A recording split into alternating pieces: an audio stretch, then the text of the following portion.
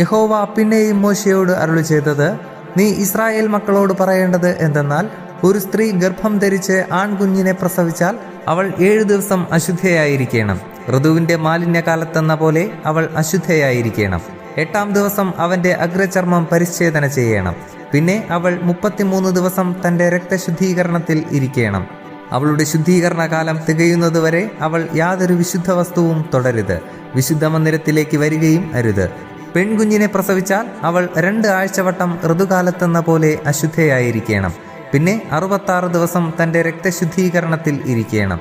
മകനു വേണ്ടിയോ മകൾക്ക് വേണ്ടിയോ അവളുടെ ശുദ്ധീകരണ കാലം തികഞ്ഞ ശേഷം അവൾ 1 വയസ്സ് പ്രായമുള്ള ആട്ടിൻകുട്ടിയെ ഹോമയാഗത്തിനായിട്ടും ഒരു പ്രാവിൻ കുഞ്ഞിനെയോ ഒരു കുറുപ്രാവിനെയോ പാപയാഗത്തിനായിട്ടും സമാഗമന കൂടാരത്തിൻ്റെ വാതിൽക്കൽ പുരോഹിതന്റെ അടുക്കൽ കൊണ്ടുവരണം. അവൻ അത് യഹോവയുടെ സന്നിധിയിൽ അർപ്പിച്ച് പ്രായശ്ചിത്തം കഴിക്കണം. എന്നാൽ അവളുടെ രക്തസ്രവം നിന്നിട്ട് അവൾ ശുദ്ധയാകും. ഇത് ആൺകുഞ്ഞിനെയോ പെൺകുഞ്ഞിനെയോ പ്രസവിച്ചവൾക്കുള്ള പ്രമാണം.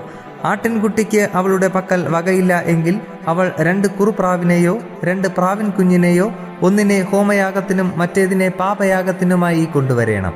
പുരോഹിതൻ അവൾക്ക് വേണ്ടി പ്രായശ്ചിത്തം കഴിക്കണം. എന്നാൽ അവൾ ശുദ്ധയാകും.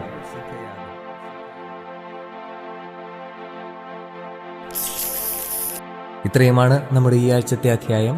ഇത് നിങ്ങളുടെ ജീവിതത്തിൽ വളരെയധികം പ്രവർത്തിക്കട്ടെ, അനുഗ്രഹമാകട്ടെ എന്ന് പ്രാർത്ഥനയോടെ ആശംസിക്കുന്നു. ദൈവം ഒരാഴ്ച കൂടി നമ്മുടെ ജീവിതത്തിൽ അനുവദിച്ചു തരികയാണെങ്കിൽ അടുത്ത അധ്യായത്തിൽ നമുക്ക് വീണ്ടും കണ്ടുമുട്ടാം.